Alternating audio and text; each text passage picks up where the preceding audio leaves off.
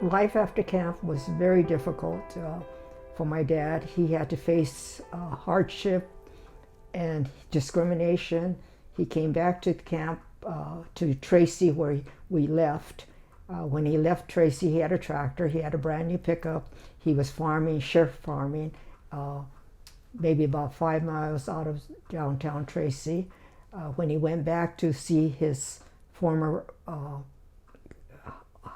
property owner, he said that he got off the Greyhound bus and he stayed at the Greyhound station until they closed, and then he just kind of wandered around, but he walked 5 miles to the previous owner's previous farm ranch that he farmed in, and he did not go at night because the owner said, "Why didn't you come knocking on my door at night?" And he said, "I don't want to be shot.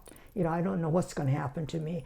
And as long as he was walking along Tracy, as you go down Tracy, if you're going to Stockton area or whatever, downtown Tracy, you have the old Tracy Inn. It's a big building that's still there.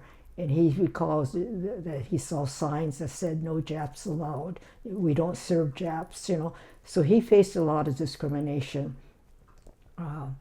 in his life. And when he got to the Cardoza farm where he left all his equipment, he no longer had a pickup. The brand new pickup that he left, the youngster in the family had used it and wrecked it. He had nothing. He had absolutely nothing. And to start all over again after spending May the 8th, 1942 till September the 8th in 1945 when we left camp. He had nothing to start off with. He said that it was very hard for him to find a job. They would not hire Japanese people. Prior to his death in 1998, he told us that, you're going to have a good life. All of the kids are going to have a good life. He said, because I lived a good, clean life. He said that he says, he said, I only told one lie, and that was because I had to, do this. And questioning him to see what was the lie about. And he said, when I had to cross the Bay Bridge to take you to Shriner Hospital, I was asked at the toll gate, "Are you a Jap or are you a Chink?" And I said to him, "I'm Chinese. I need, to cross the bridge." He said, "Oh, okay, go ahead." He said, "I had to lie because I had to do it for you so I could get you and get medical help." I mean, that's the kind of discrimination that are faced with many Japanese Issei's, that they're not able to talk back and they had to live through it. And he kept this to himself all these years. He never mentioned it until his death when he was 94. And to imagine to keep something like that to yourself all these years, But he was a wonderful dad. He did what was best for us.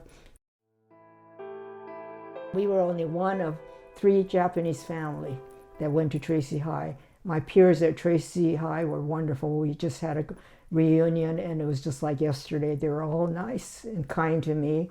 They supported me all the way. I was just like everybody else, And the discrimination I felt was in my later years in, of all places, San Jose, California. In 1956, I wanted to come to San Jose because I thought, oh, there's a lot of Japanese in San Jose. I want to be there because, we missed my culture. And so I came to San Jose with my girlfriend, Caucasian girlfriend, that we were best friends, and we were both coming to San Jose State. So we looked for a place to live.